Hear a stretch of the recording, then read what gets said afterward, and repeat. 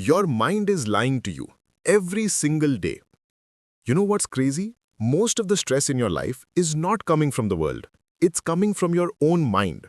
हाँ, सच में. Your mind creates problems that are not even real. Overthinking takes a small issue and makes it look 10 times bigger. A simple text message feels like a big rejection. A small delay feels like a big failure. And slowly, you start believing that your life is difficult when actually it's your thinking that is difficult. The real enemy is not life. The real enemy is the way you think about life. But here is the truth nobody tells you. Your mind is not a monster. It's just a muscle. And just like you train your body in the gym, you can train your mind in daily life. When you learn how to control your thoughts, your emotions change, your decisions improve, and your whole life starts shifting in a positive direction. You don't need to be perfect. You don't need to be a monk. You only need one thing: awareness. Once you understand how your mind works, overthinking loses its power. And that's when your life truly begins. What this book is really about. This book is not about becoming positive all the time. It's not about forcing yourself to smile or pretending everything is fine. This book is about understanding your own mind. The thoughts, the worries, the fears, the noise that keeps running inside your head. It teaches you how to slow down that mental noise so you can finally hear your real voice. We overthink because we doubt ourselves. We replay situations in our head. We imagine the worst outcomes. We feel scared to take decisions because we fear making mistakes. This book explains all these patterns in a simple way, and more importantly, it shows you how to break them. It teaches you how to take decisions quickly and clearly.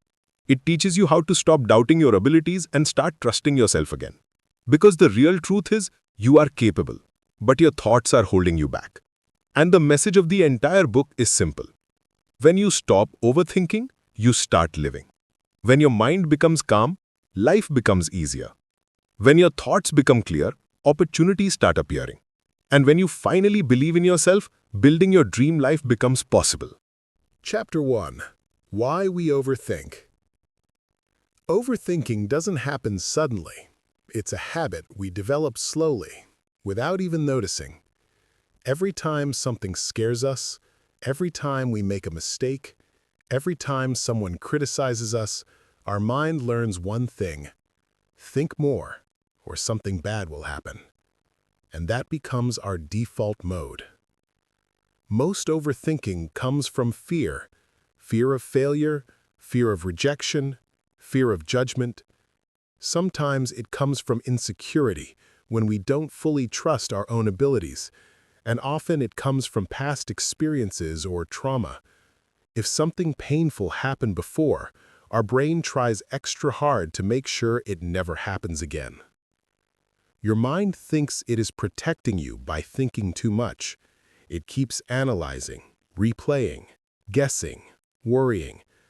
But instead of keeping you safe, it makes you stressed, confused, and stuck. That's the biggest truth. Your brain is trying to keep you safe, not happy. Overthinking is your mind's safety mechanism, but in today's world, it becomes a cage. And the first step to ending overthinking is simply understanding why it happens in the first place. Chapter 2. The cycle of negative thoughts. Overthinking works like a loop that keeps getting tighter every time you feed it. It usually starts with one small doubt, just one. But your mind doesn't stop there. That one doubt becomes 5 doubts, then 10 doubts, and suddenly your brain creates an entire movie of worst-case scenarios that don't even exist. You start imagining things going wrong, people judging you, future problems that may never happen. And this imagination immediately affects your body. You feel nervous, your heart beats faster, you get uncomfortable. And because you feel uncomfortable, you think even more. And because you think more, you feel even worse.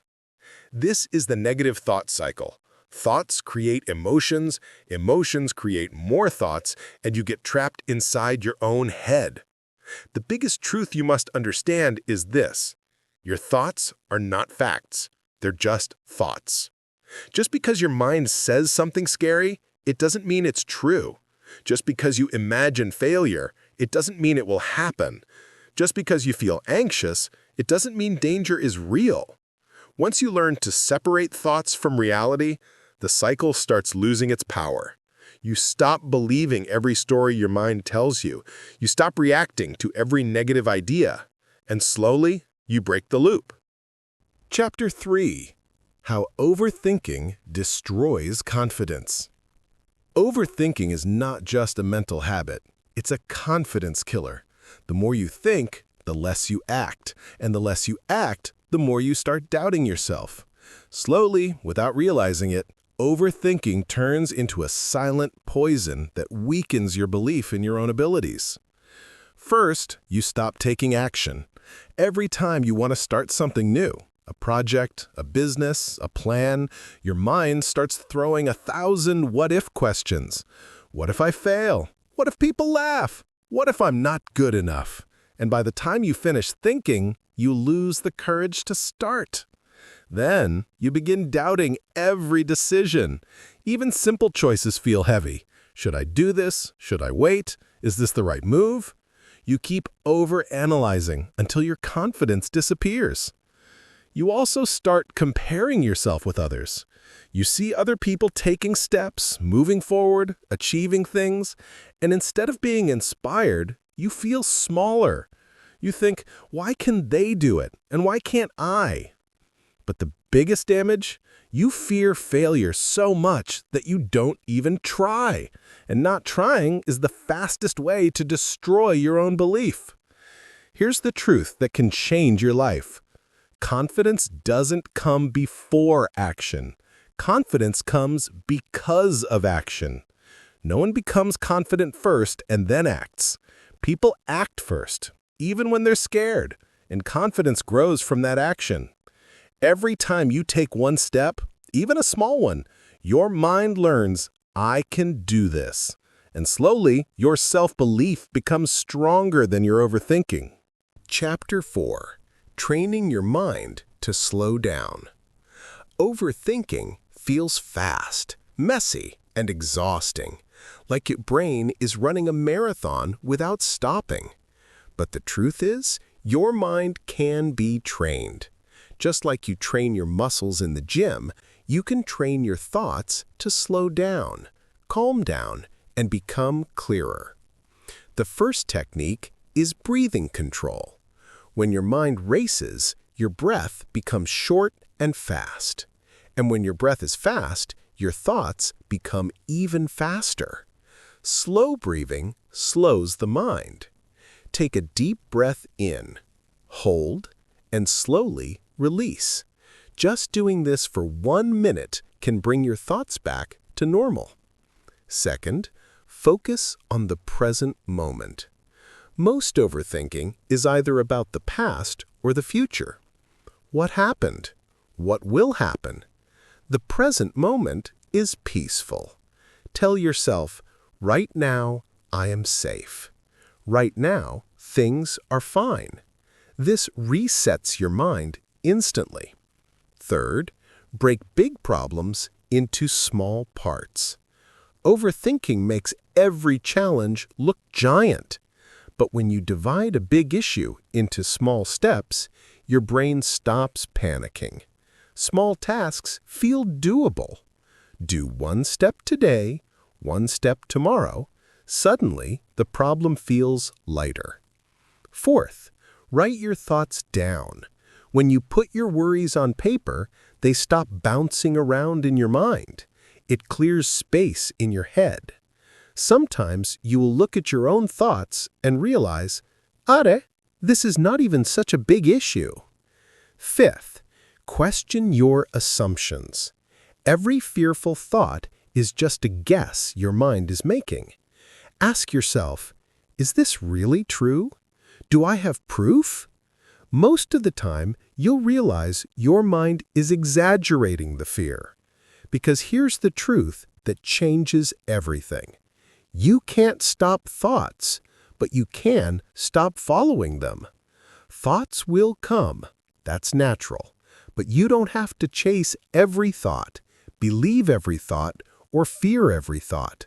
You can simply watch them pass, like clouds in the sky. And when you learn this skill, your mind becomes calmer, clearer, and under your control. Chapter 5. Trusting yourself again. Overthinking destroys self-trust. You stop believing in your own decisions. You ask others for approval. You doubt every step, every choice, every idea. But here's the truth. Self-trust is not something you are born with. It's something you build. The easiest way to rebuild trust in yourself is by keeping small promises to yourself. Not big promises, not life-changing goals, just tiny commitments like, I will drink 1 glass of water after waking up. I will walk for 5 minutes. I will read 1 page of a book. When you keep these small promises, your brain starts believing, yes, I can depend on myself. This is how confidence grows, silently, slowly, but powerfully. Next, start with easy wins. Don't wait for perfect conditions or big results. Just complete 1 simple task today. Small wins give your mind a positive push, a feeling that you can move forward. Then comes momentum. When small wins add up, you begin to feel stronger. You stop overthinking and start doing. You stop doubting and start trusting. Tell yourself, no matter what comes, I can handle it. Because true self-belief is not a loud feeling, it's a quiet understanding that you are capable, adaptable, and stronger than your fears. And remember the most important message. Self-belief is not magic. It is a daily practice. Every day, 1 small step. Every day, 1 small promise. Slowly, your confidence returns. Slowly, your trust in yourself comes back. Chapter 6. Making decisions with clarity.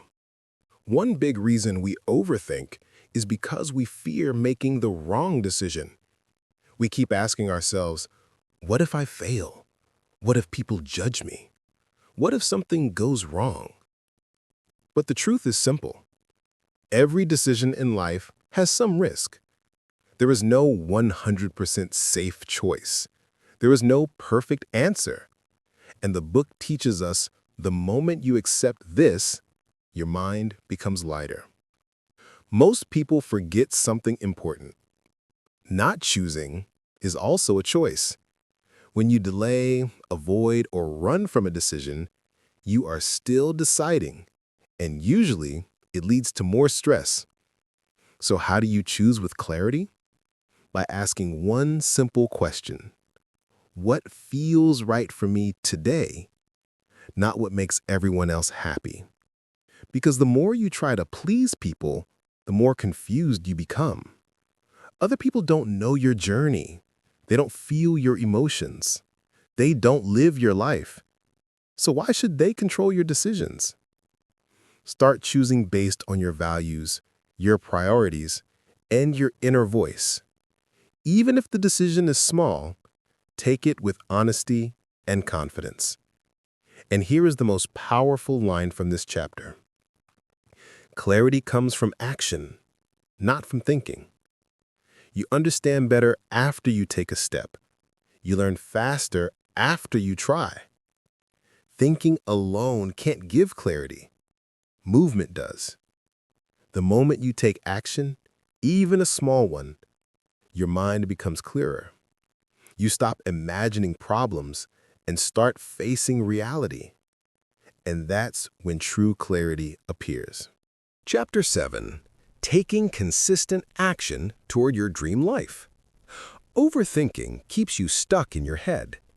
Action moves you forward in life. This chapter explains a simple truth.